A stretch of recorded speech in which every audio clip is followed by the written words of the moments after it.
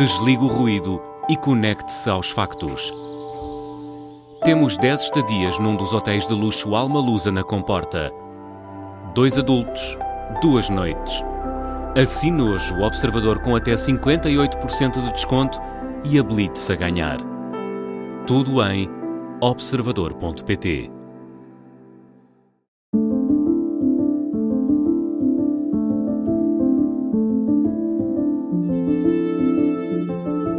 Eu há bocado estava a falar um bocadinho da história e já me estava a emocionar, né? As coisas já estavam a ficar mais vivas. Então eu acho que há aqui muitas ressonâncias, né? Como eu disse, há muitas coisas que me fazem identificar com ele.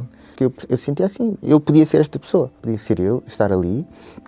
E depois o que é que acontece? Eu tive contato com a minha mãe, mas eu nunca conheci o meu pai, né? Nunca conheci o meu pai e está ali um pai a querer ser pai.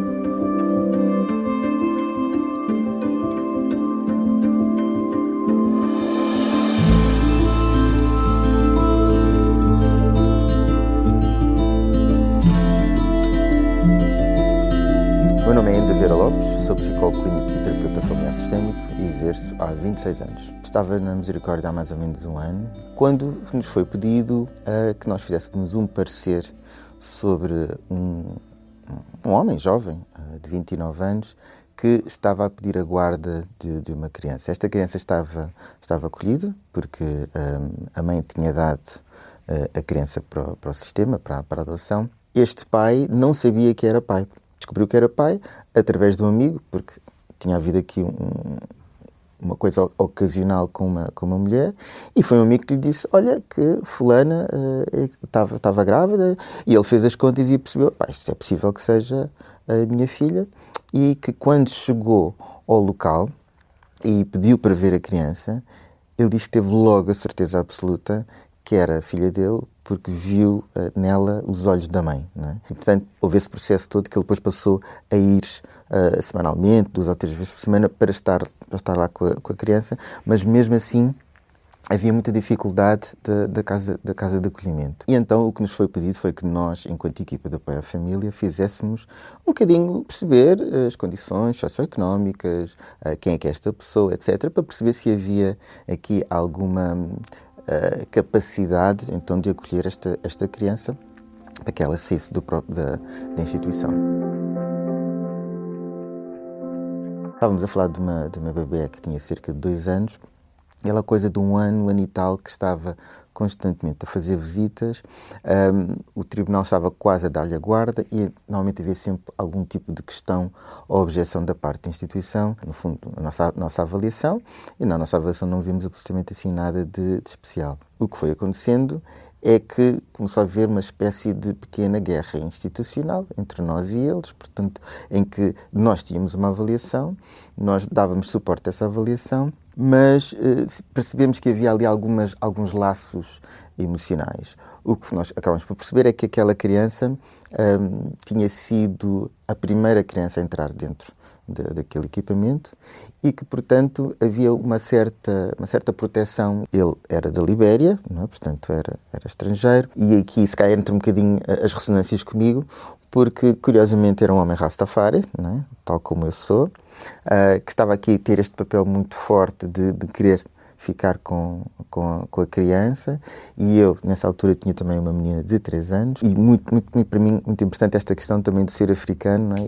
E de eu sentir que também no meu próprio trabalho me importo muito com aquilo que acontece com as pessoas afrodescendentes. Eu senti aquilo de, não, eu tenho que, não é salvar este homem, mas isto tem que chegar a bom porto, porque ele é uma pessoa negra, ele é africano, o outro lado não está a ver esta situação, e então eu também fiquei ali muito ativado. Mas depois o tribunal deu-nos razão, porque já era uma coisa que já estava a arrastar há muito tempo e que não era para benefício da criança, né, estar institucionalizada. Nós acompanhámos a situação mesmo em casa foi incrível. Até que ele um dia nos diz que gostaria que a educadora da casa de acolhimento fosse levar a filha dele para passear. E nós, você está louco? Então, espera lá. Isto aqui, eles fizeram um trabalho, já havia aqui um laço afetivo que já saía um bocadinho do profissional, e eu acho que estar a fazer isto numa altura em que estamos a tentar que crie o vínculo com a sua filha, né, que já está com ela, não nos parece que seja uma coisa muito própria, não é? Portanto, isto agora são coisas que têm que ir avançando. Aí ele disse, sim, mas o que eu percebi é que a minha filha tem saudades da educadora. E como tem saudades da educadora, eu não vou separar a minha filha de alguém que é importante para ele. Foi muito interessante, porque na primeira visita, e foram ver o espaço, foi a primeira vez, né, que vieram ver o espaço, viram que o próprio berço foi ele que fez à mão para a filha, e houve ali uma catarse emocional muito grande, não é? Elas até ficaram um bocado arrependidas e perceberam que afinal ele não era aquele bicho-papão que parecia, e de facto foi um gesto da parte dele que teve um impacto muito grande, porque pouco tempo depois, mais ou menos 1 ano ou 2, ele foi diagnosticado com cancro e teve espaço, teve tempo para inclusivamente indicar esta educadora, que tinha um grande laço com a miúda, para ser depois a tutora e guardiã legal desta miúda, né? E foi para nós impressionante que, se não fosse também esse gesto de generosidade, a própria criança podia ter que voltar outra vez ao sistema, não é? E assim ficou com uma pessoa que gostava muito dela, né? e que a criou, e até hoje. Ele salvou a filha 2 vezes. Salvou-a da instituição e depois salvou-a de nós. Né? Porque se nós tivéssemos levado a nossa avante, né, o que teria acontecido era que ela ficaria outra vez sem referências familiares. Né? E provavelmente teria que voltar novamente para uma casa de acolhimento ou qualquer coisa assim do género. Né?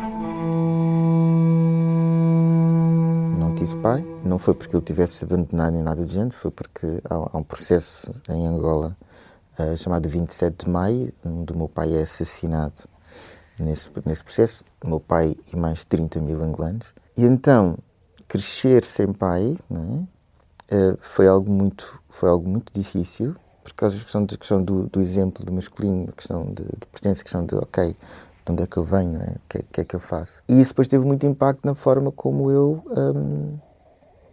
optei por também criar as minhas filhas, porque eu sentia de alguma forma que a única maneira de eu pôr a minha dor de não ter pai ao serviço, não é? Era eu ser o pai que não tive.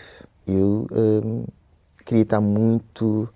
estou felizmente, né? muito na vida das miúdas. Quando eu soube do falecimento deste homem, para mim é isso, é do género... Acho que o impacto em que a mim é tipo, pai, ele tinha um pai tão incrível, sabe? Tinha um pai tão incrível.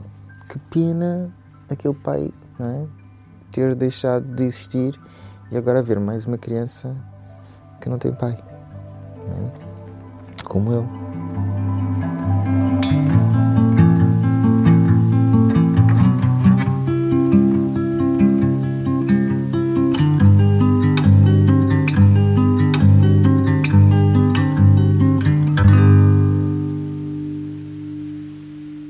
O Mental é uma parceria do Observador com o Hospital da Luz e com a Johnson & Johnson Innovative Medicine. Conta ainda com o apoio científico do Colégio de Psiquiatria da Ordem dos Médicos e da Ordem dos Psicólogos.